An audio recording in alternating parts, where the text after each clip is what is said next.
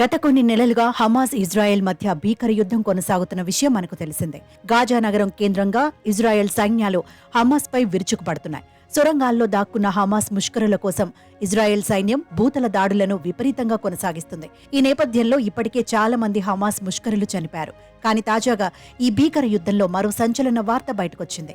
Israel దాడిలో Hamas అగ్రనేత కుమారుడు మృతి చెందినట్లు తెలుస్తోంది. అదే నిజమైతే హమాస్ కు మరో భారీ ఎదురుదెబ్బ తగిలినట్లవుతుంది. ఇటీవలే వైమానిక దాడుల్లో హమాస్ అగ్రనేత ఇస్మాయిల్ హనియే కుమారుడు హజిమ్ హనియే మృతి చెందినట్లు సమాచారం. శనివారం జరిగిన వైమానిక దాడుల్లో అతడు చనిపోయాడని స్థానిక మీడియాతో పాటు ఇజ్రాయెల్ సోషల్ మీడియాలో కథనాలు వస్తున్నాయి. ప్రస్తుతం అతడు కాలేజీ విద్యను అభ్యసిస్తున్నట్లు సమాచారం.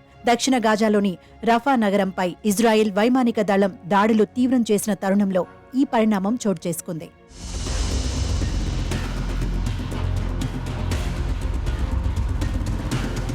కొన్ని రోజులుగా దక్షిణ గాజాలో భీకర దాడులు కొనసాగుతున్నాయి. ఈ నేపథ్యంలో రఫాలో శనివారం ఇజ్రాయెల్ వైమానిక దాడులతో విరుచుకుపడింది.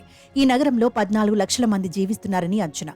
దాడులకు ముందే ఆ ప్రాంతాన్ని ఖాళీ చేయాలని ఇజ్రాయెల్ అధ్యక్షుడు నెతన్యాహు ఆదేశించిన కాసేపటికే దాడులు ప్రారంభమయ్యాయి. ఈ భీకర దాడిలో కనీసం 44 మంది పాలస్తీనా వాసులు చనిపారు. త్వరలో భూతల దాడులకు సన్నద్ధమవుతున్నారని సమాచారం. గాజాలో దాడులు ప్రారంభమైన తర్వాత లక్షలాది మంది రఫాకు నిరాశ్రయులుగా వెళ్లి తలదాచుకుంటున్నారు. తాజాగా అక్కడ కూడా దాడులు ప్రారంభం కావడంతో సామాన్య పౌరులు ఇంకెక్కడ బతకాలని కన్నీళ్లు పెట్టుకుంటున్నారు. మరోవైపు రఫాపై దాడులను పలు దేశాలు తప్పుపడుతున్నాయి. పౌరుల విషయంలో ఒక నిర్ణయానికి రాకుండా రఫాను ఆక్రమించుకోవాలనుకోవడం సరికాదని అమెరికా వాదిస్తోంది. గాజా జనాభాలో సగం మంది అక్కడే తలదాచుకుంటున్నారని, వేలాది మంది సామాన్య పౌరులు మరణించే ప్రమాదం ఉందని నెదర్లాండ్స్ ఆందోళన వ్యక్తం చేసింది. ఇజ్రాయెల్ ఈ విషయంలో వెనక్కి తగ్గకపోతే తీవ్ర పరిణామాలుంటాయని సౌదీ అరేబియా హెచ్చరించింది.